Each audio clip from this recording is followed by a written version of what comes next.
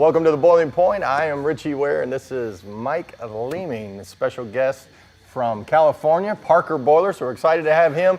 You can see in the background, we are actually having a combustion school. These guys are out here working on the burners with Scotty and Jude. So if you haven't done that school yet, make sure you sign up. Go out to WareInc.com and go to the Ware University training site, and you'll be able to see a little bit more about the training. Well, Mike, we are excited that you're here. You guys donated a boiler to us for this school, for our lab. Well, you're welcome. Thanks. We're honored to be part of this array of different designs of boilers. You've got fire tube, flash steam generators, other water tube boilers, deaerators. This is a awesome facility. Yeah, no, and we appreciate that. We appreciate you being a part of it and being able to just offer us a great piece of equipment that you guys have. The interesting thing about Parker Boiler, I mean, you're in California, right? So a little bit different than Kentucky, right? Well, the weather's about the same right now, but I imagine in the summer and the winter it's not. Yeah. I'm sure it's a lot better out there. Is the national bird a mosquito? Is it? You know what? Yeah, it gets. They actually get pretty good size here and bust us. So. But I love your traffic. Yeah, it's true. California traffic is awful. Oh, it's terrible. Well, on the boiler, you guys, Parker Boiler's been around a long time. Why don't you just 100 years now. 100 years. So wow. we started making packaged boilers for the hat industry with people in the 20s wore hats. So it was the first packaged boiler with a safety valve and a thermocouple, and it wasn't just throw a match under a bunch of newspapers and heat up a kettle. Yeah. This was actually the first packaged safe boiler. So now we're just celebrating our 100th year this year. And you all and we're in Los Angeles, California. You all do things in we do stuff all over the world, like Disney. I mean, a lot of amusement parks and breweries and institutional hospitals. You know, we're famous for the California Special. This is kind of the California Special you guys have here. It's probably our most popular boiler, because in the state of California, if you could put a 9.5 horsepower together, you don't need an attendant. Oh, okay. So people look at the operating costs, of hiring 3 shifts at a prison, Sure. So now you don't have a warm body at all. That's awesome. Well, let's talk a little bit about the boiler. It's an atmospheric boiler. I'd like for you to really kind of just chat a little bit about what an atmospheric boiler is. Our actual atmospheric boiler is just a simple like barbecue burner. It's got a little orifice on the bottom with a venturi with 9 slots in it, and there's no fan assist. It's just the velocity of the gas going that mixes the air, and it goes. And the nice thing is you don't have a fan with a peristaltic energy loss. You don't have air-fuel ratio like mechanical linkages that get out of whack. And you've got a much more even, uniform heating surface. Okay. Now in California, they required in the 80s that everything be low emission. So we developed a fan-assisted atmospheric, which is what this unit is. It actually blends the air and the gas into a plenum and then goes into a sintered metal fiber burner, which is a very cool flame. It's a radiant flame, but it's a very cool flame, so it doesn't allow NOx to form. So this unit standardly is sub 20 NOx. And we with this same technology, with parallel positioning like this on this boiler, it could be tuned for sub 9. Okay. All right, so right here we've got our tubes. So we make only flexible water tube boilers. Okay. So you've got the fire on the outside and the water's on the inside. The advantage is it's a very low water inventory, so from a cold start, this will be at 100 psi in less than 10 minutes. So considerable fuel savings for heat up.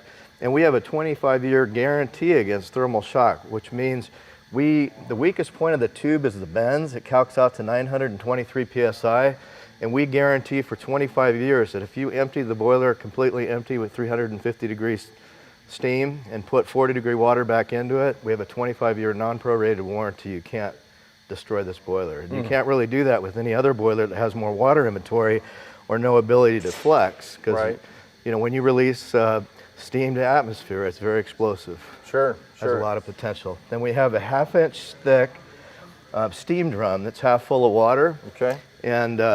And so you get a very dry, saturated steam coming off there. We've measured it at 99.9% dry saturated steam. Whatever does not turn into steam, there's actually downcomers right here tied into the mud leg again on both sides of the boiler. And the boiler will actually self-circulate just from the natural convection of the heat and latent heat that's going in there. So, and then it's nice too, you can blow this boiler completely down. If you had, you know, some scale buildup or some hardness or TDS, you have the ability to completely empty this boiler all the way dry and refill it. Now we don't recommend doing that every day because you want to keep good, clean, deoxygenated water in the boiler. So this is what we have. This has the built-in feed system. So we basically build a condensate receiver tank or boiler feed system that's rectangular, and we can bolt it right onto the boiler, and we pipe it and wire it at the factory. So that part of the installation is done. It's what we call our compact mounting. Now we've put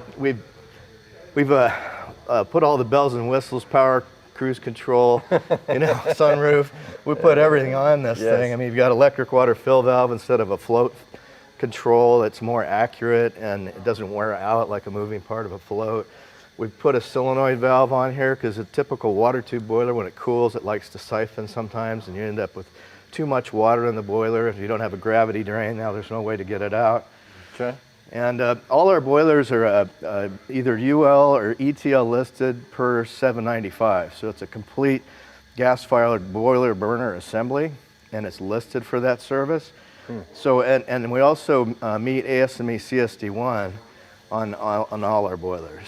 Now this particular boiler, just so that everybody knows, what type of applications would you actually use something like this? Well, you could use it, they're still pressing vinyl records.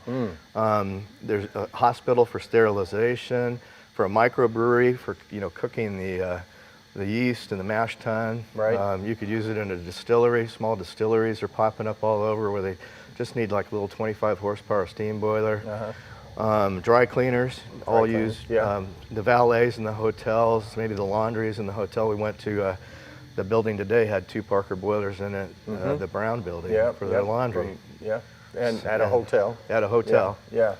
And we call that on-premise laundry. So it's, you know, their own laundry on their own in their own building. There's countless. I mean, there's people that are making food marijuana products with steam now. You know, edibles and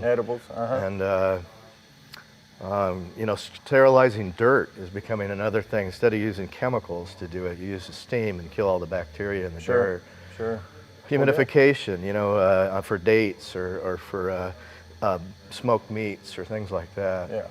Well, it's always good to be able to just kind of let people know what all of these are used for, because again, I mean, you know, we want to certainly recognize Parker Boiler, but we also want to be educating out there on what it is how this boiler is used. So I appreciate you going through all The one thing we always brag about is it's the last boiler you have to buy because it's a modular design.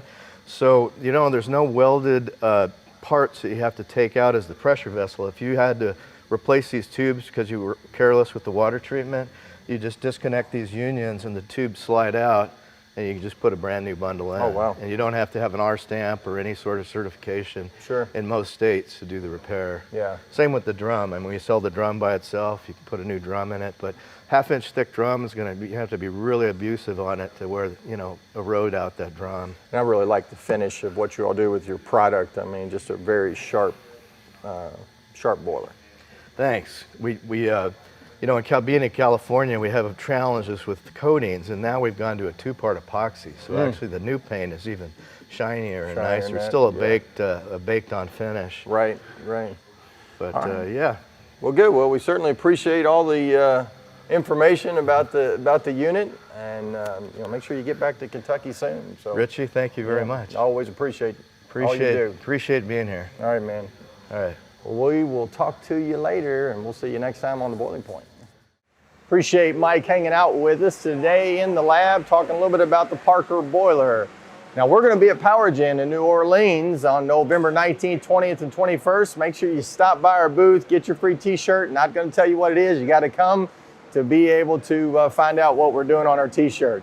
Well, like us on Facebook and follow us on Twitter.